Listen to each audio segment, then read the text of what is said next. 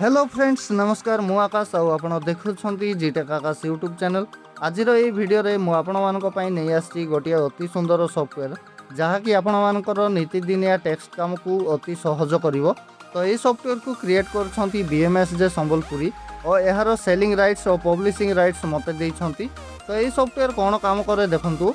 तो ये सॉफ्टवेयर होची आपण मानक पाखरे जदि यूनिकोड फॉन्ट अछि और से फॉन्टर आपण माने आकृति वर्जन चाहते ताहेले एई सॉफ्टवेयर माध्यम रे ताकू चेंज करि परिबे। आउ जदि आपण मानकर पाखरे आकृति फॉन्ट अछि किंबा आपण आकृति शिखि नांती ताहेले एई सॉफ्टवेयर रे ताकू यूज करिकि आपण माने यूनिकोड को कन्वर्ट करि परिबे। आपण माने यार पुराना वर्जन तो देखिथिबे। तो चलंतु आमे नवा वर्जन रो ओवरव्यू देखिबा। जदि आपण मानकु वीडियो पसंद आसे ताहेले वीडियो गोटे लाइक करंतु। तो देखंतु मु किछि टेक्स्ट कॉपी करिछि और सॉफ्टवेयर देखिबाकू किछि एई भलिया। तो आमे टेक्स्ट को पेस्ट करवा। देखंतु मु पेस्ट कर देली। एबे पेस्ट कला परे आमे कन्वर्ट ऊपर क्लिक करवा। तो आसंतु देखिबा। देखंतु मु कन्वर्ट ऊपर जेमिति क्लिक करबी तळे देखिबे आकृति रो जो फॉन्ट रही हमर आकृति 𝐂𝐨𝐫 ताहा मु सिलेक्ट करिछि और तार कोड गुडा को तळको आस जाइछि और ऊपर मु यूनिकोड फॉन्ट 𝐂𝐴 सिलेक्ट करछि। तो चलंतु आमे MS वर्ड ओपन करवा। आमे जेमिति MS वर्ड ओपन करूचे देखंतु आमे गोटे ब्लैंक डॉक्यूमेंट नहीं जीवा। ब्लैंक डॉक्यूमेंट नेला परे आमे लेआउट रे जीवा और लैंडस्केप करिवा पेपर साइज तापर टिके एडजस्टमेंट करिया। तापर जेमिति हमर एडजस्टमेंट हे जीवो तापर आमे साइज एडजस्टमेंट करिया। एबे आमे जो कोड गुडा कॉपी करथिले ताको आमे MS वर्ड रे पेस्ट करिवा। देखंतु आकृति रो इंग्लिश फोनेटिक रो कोड गुडा हमर पेस्ट हे जाइछि। एबे आमे जे कोनोसी गोटे आकृति रो फॉन्ट सिलेक्ट करिवा। मो 𝐂𝐴𝐵 फॉन्ट सिलेक्ट करछि। आपण माने अलगा किछि फॉन्ट मध्ये सिलेक्ट करि परिबे। तो देखंतु एटा गोटे फॉन्ट जहाकू मो आकृति पई तयारी करछि। तो चलंतु एबे आमे आउ किछि करिकि देखिबा सेही सॉफ्टवेयर रे।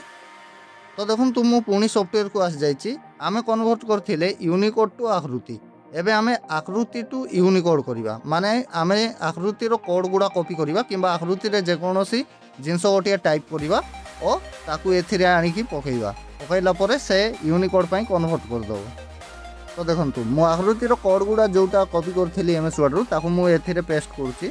देखंतु पेस्ट कला परे तळे 𝐂𝐴 फॉन्ट अछि और मु कन्वर्ट ऊपर क्लिक कली। क्लिक कला परे आमे एटा को पुणी कट करिवा किंबा कॉपी करिवा। Ctrl+X प्रेस करिवा किंबा Ctrl+C। तापरे आमे एटा काटे दवा। काटी की आमे जो यूनिकोड अछि हमरो ताकू आमे एथिरे पेस्ट करिवा। देखंतु पेस्ट कला परे आस जिवो। आमे जे कोनोसी गोटे यूनिकोड फॉन्ट सिलेक्ट करिवा।